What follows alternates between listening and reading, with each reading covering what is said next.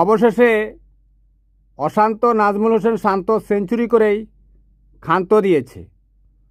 বাংলাদেশ দলের test captain Nazmul Hossain শান্ত গতকালই বলেছিল যে পাকিস্তানের ফাস্ট বোলিং অ্যাটাকের চেয়ে বাংলাদেশি বোলিং অ্যাটাক অনেকটা শক্তিশালী।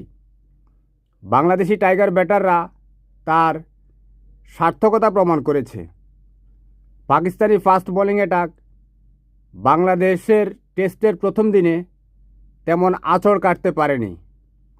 বাংলাদেশি ব্যাটাররা দক্ষতার সাথে সেটাকে রুখিয়ে দিয়েছে। অবশ্য দিনের প্রথমাংশেই ৩১ রানে ২ উইকেট হারিয়ে ফেলে। এরপর নাজমুল হোসেন শান্ত এবং মুমিনুল হোসেন একটা জুটি তৈরি করে। কে বলেছে নার্ভাস 90-তে ব্যাটাররা নার্ভাস হয়ে পড়ে? নাজমুল হোসেন শান্ত 90-র পরে লং অনের উপর দিয়ে ছক্কা মেরে দেয়।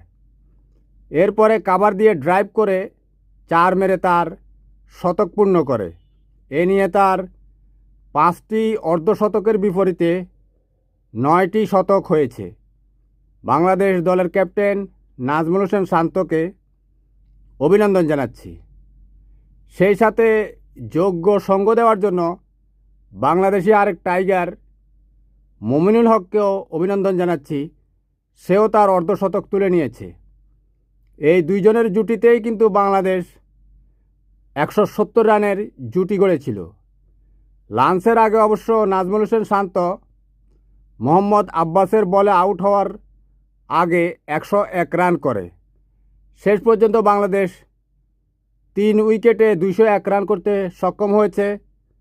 এখনও বাংলাদেশ ব্যাটিং চালিয়ে যাচ্ছে।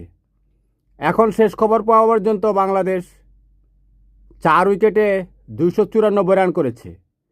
অর্থাৎ এই অবস্থায় প্রথম দিনের টেস্ট ম্যাচ বাংলাদেশের নিয়ন্ত্রণে রয়েছে। আল্লাহ হাফেজ, ভালো থাকবেন।